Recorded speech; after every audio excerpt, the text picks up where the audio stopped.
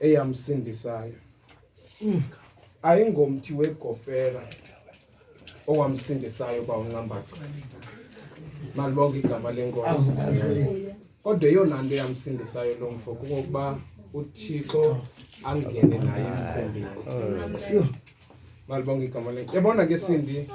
babe ndizawushumayela bendizawuthi when floods attacks us or engulf us, God remember. Yeah. Malibonke igama lenkosi.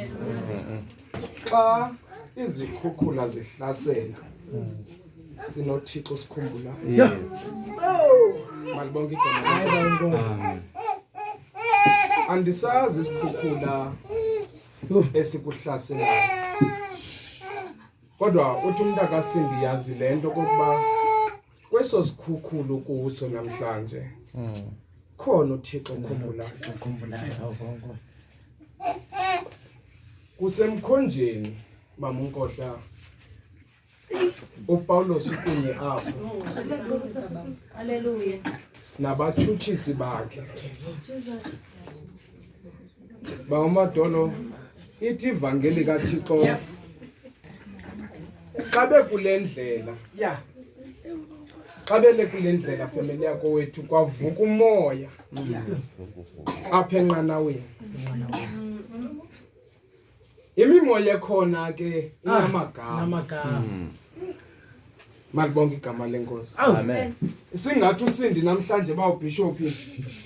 uthetha lo mfo ngamanzi nenqanawe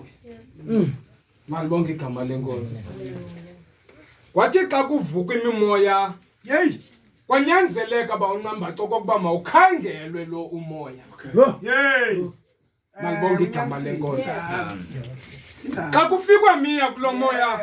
wafunyana kwathiwa yilo freedom lo umoya indlela lo betha ngawo awufani neminye imimoya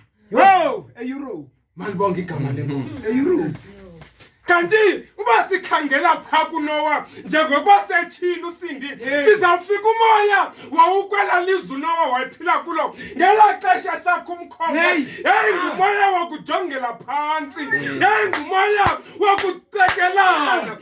ngumoya wokunyantsana wathi wafika elizweni engathi kulapha eLibanon esithi madoda ikhona into ezayo masilungiseni athi la madoda unyana kalamekile ebengubani yena hayi bawunkohla man inyana kalami nabantu namhlanje mama uBhili Nkosi yami abathi bakujonga athi tyebe yes amen ukubize ngelakho khona uxoliswe beyintoni njini ebengubani hayi bawunkohla kanti lo ebengubani bamajoba ilizwi likaThixo likuye ekwela ngahalela ukuthi ke bawunqambaca hlalana apha emkhonjeni malibonke igama lenkosi anifuna uya kulanto kaSindi ethi sinoThixo ukhumbulayo kodwa halela ukuthi nje mamu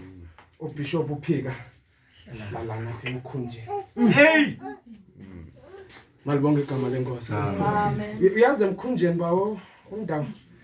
there's a protection emkhonjeni malibonke igama lenkosi whenever ke usemkhunjeni bawumadolo i-anointing yakho ayinakhawulezo kokuba ibanjwe usemkhumbini ngoba usemkhumbini yes uzabanjwa mbani malibonke igama lenkosi Nkosi yami ingxaki mama uBhili umuntu ongekho semkhumbini because akakhuselekanga dinenhlobo ezintathu zezinja yes Nkosi yami kunenja ofika kokwayo umntaka Sindi ungekho Jared ilungile imali intosha kunenja ofika kokwayo ikhona iJared kodwa kule Jared ayibotshelelwa lenja okay kunenja yosithathu bawumachoba ine Jared lendlu on top of that lenja ihlala echaini malibonke igama lenkosi hlalana emkhunjeni hlala nemkhunje hayi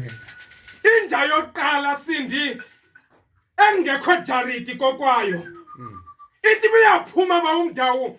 ayiphiwanga ukutya apha kokwayo izawugqiba istrato sonke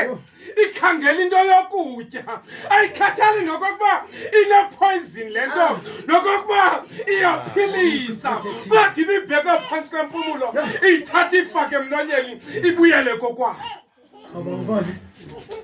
hlala nemkhunji akho protection hlala nemkhunji malibonke igama lenkosi inja yesithathu mama uMathoba mamela bhelekazi ithi noba sekubiyelo kokwayo ithi uba kwenzekile uMathoba wabuya ebusuku walibana uyipha ukutya lenja iza yogrumba phantsi kwesefu yenza indlela yophuma iyajonga ukutya ngaphandle into ezayifumana Sindi iyagulisa iyabulala izayithatha ibheki semlonyeni isawugqiba ibuyele kulaa ndawo ibiphuma kuyo hlala nemkhunji hlala nemkhunji inja yesithathu uba ubhishophi kokwayo kukhona idrati ibiyelwe kodwa umnqa yagityiselwa ngejeli nalibonga igama lenkosi lenja mama uMphilile uthi noba sawungena gethini ithi kodwa ndiyarhalela ukwenzela umhlola wena kodwa itheni lincande ithi awuzukwazi uyofika pha yawethu uhlala nemkhunjini hlala nemkhunjini bawubhishophi sinazinto sizibonayo ezithethwa ngathi sithi siqonda okokuba amandla sinawo wakuziqonda ezinto kodwa usinqanda umkhumbi sizothi kuwe namhlanje hlala nemkhunjini hlala nemkhunjini asinomathuma namhlanje kungenxa yethini asingxolekanga bamadolo namhlanje ngenxa yokuhlala emkhunjini funa ukuthi nani namhlanje khangela umkhumbi wakho malibonke igama makanigcina uKristu anisikelele anithamsanqelise kude kube ngaphakathi kanaphakathi